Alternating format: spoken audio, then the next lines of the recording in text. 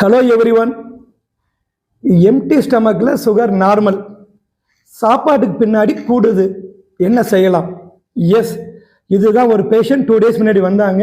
மனசில் பயம், 5 வருஷமாக பார்த்தும் சாப்பாட்டுக்கு பின்னாடி சுகர் கம்மியே ஆகலை.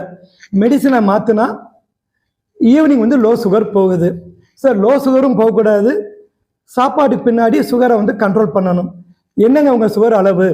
ஃபாஸ்டிங் 100 110, டிஃபனுக்கு பின்னாடி 210 220.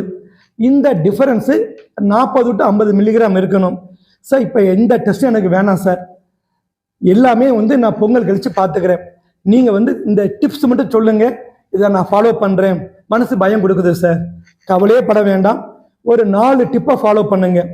நம்பர் 1, காலையில் எம்டி ஸ்டமக்கில் டிஃபனுக்கு முன்னாடி அவிச்ச கடலை, கொண்டக்கடலை, பச்சை பட்டாணி, ஏதோ சம் புரோட்டீன் ஐட்டம் ஒரு 30 to 40 கிராம் சாப்பிடுங்க.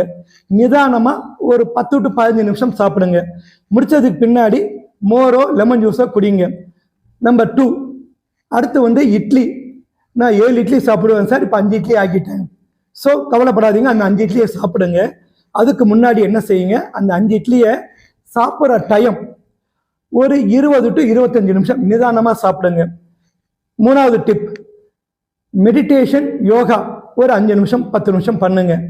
4வது டிப், ரொட்டீனாக வாக்கிங் போகிறீங்க நீங்கள், அதோட என்ன செய்யுங்க, டிஃபன் முடித்ததுக்கு பின்னாடி ஒரு 15 நிமிஷம் கழித்து ஒரு 10 to 15 நிமிஷம் லோ இன்டென்சிட்டி வாக்கிங் போங்க.